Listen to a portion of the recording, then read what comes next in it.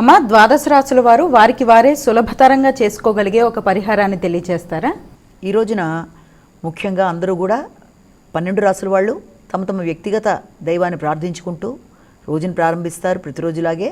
అయితే దానితో పాటుగా ఇంకా మీకు అభిలాష ఉన్నట్లయితే ఈరోజు తప్పనిసరిగా వినాయకుడి గుడికి వెళ్ళడం, అలాగే వినాయకుడికి సంబంధించిన అష్టోత్తరాలు లాంటివి పఠించటం, అలాగే వినాయకుడి నామాలని స్మరించటం, వినాయకుడికి సంబంధించిన శ్లోకాలు పఠించడంతో పాటుగా ఒకవేళ అవకాశం లేని వాళ్ళు అలా చేయలేకపోయినట్లయితే వినడం, స్తోత్రాలైనా శతనామాలైనా వినాయకుడి నామాలైనా ఇవన్నీ కూడా చాలా చక్కటి ఫలితాలు ఇస్తాయి. ఎందుకంటే సంవత్సరం ప్రారంభంలో చాలామందికి ఉండే సెంటిమెంట్, సంవత్సరం ప్రారంభం ఎలా మొదలు పెడితే సంవత్సరం అంతా అలాగే ఉంటుంది అన్న భావనతో కొంతమంది ఉంటారు. కానీ సంవత్సరం ప్రారంభాన్ని మనం ఇంగ్లీష్ సంవత్సరాదైనా ఏదైనా మనం ఆ రోజున చక్కగా విశేషంగా దైవాన్ని ప్రార్థిస్తే, అందులో గణనాథుడు సర్వ విఘ్నాలని పోగొట్టేవాడు కనుక ఆయన్ని ప్రార్థించటం వల్ల మానసిక సంతృప్తి, ప్రారంభించిన కార్యక్రమాల్లో జయం మొదలైనవి కలుగుతాయి. కనుక ఇది చేసుకున్నట్లయితే తప్పనిసరిగా భగవంతుడి అండదండలు అనేవి ఉంటాయన్న ఉద్దేశంతో చేసుకోగలిగిన వాళ్ళు తప్పనిసరిగా ఇది పాటించినట్లయితే అది కూడా మంచి ఫలితాన్ని ఇస్తుంది.